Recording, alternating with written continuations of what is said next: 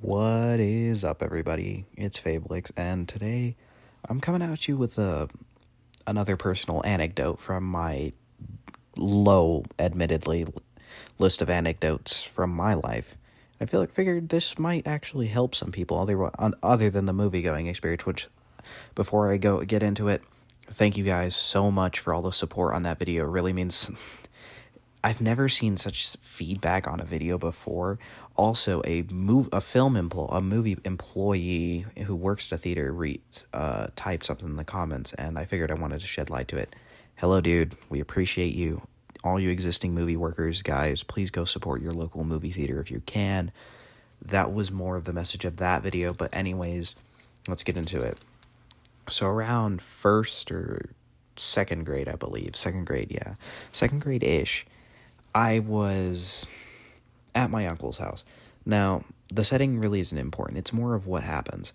Basically, what you need to know. My uncle and his wife, they live together. Or his ex-wife, I should say. They live together. However, his wife's brother also lived with us, and my uncle and his wife were out that day. So her brother was watching us, and her brother was chill. It's not him. When I got home, I was playing outside like a usual lad would back then. But when I came inside for a drink of water, I stumbled upon something horrific. It was a top 10 video on urban legends from each state. I was a first in between, maybe second grader. This horrified me as a little boy.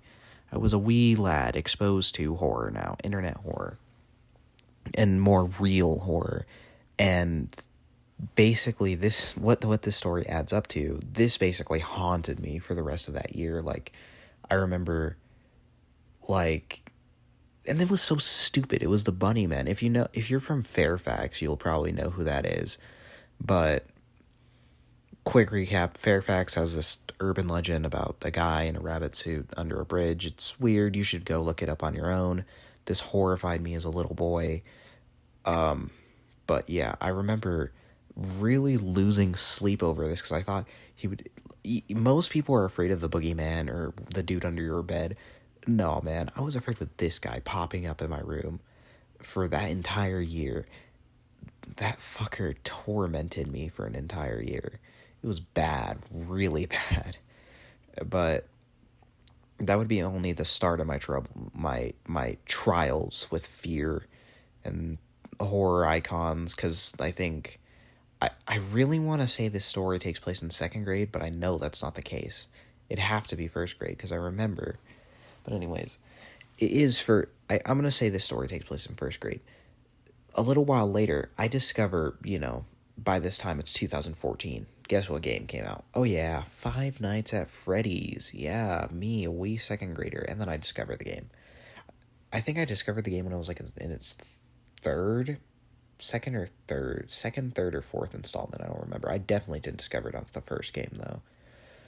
But when I did that, also, it was like the big three of just trials and tribulations of fear. Like, little old me was being put through the mental ringer at night.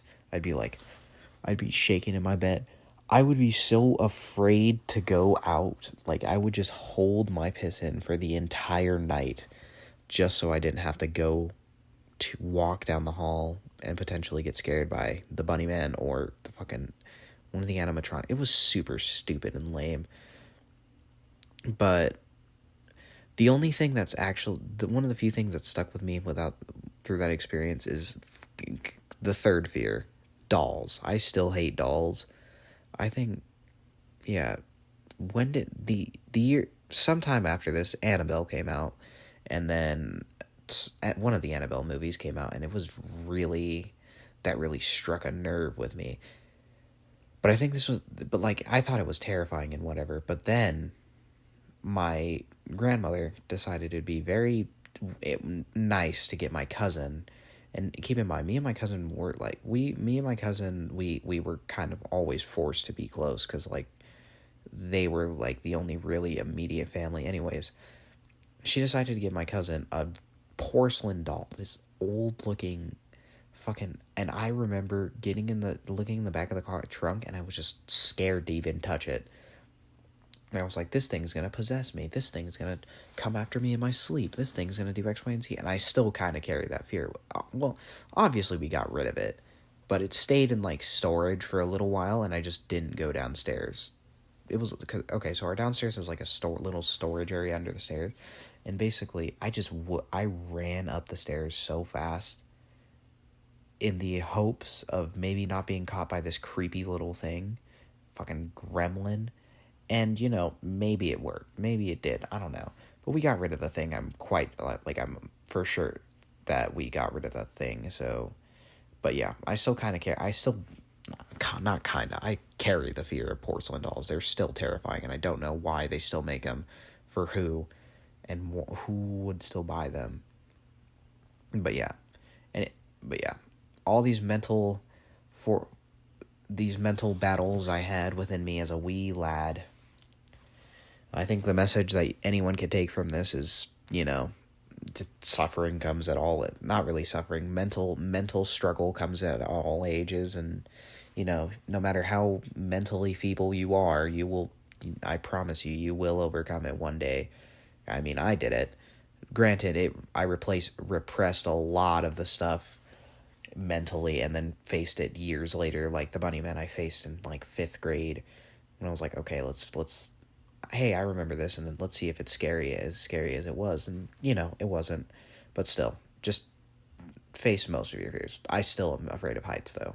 Will never not be afraid of heights.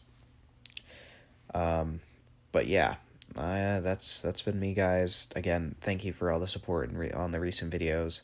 Hope you guys have a great day, and God bless you.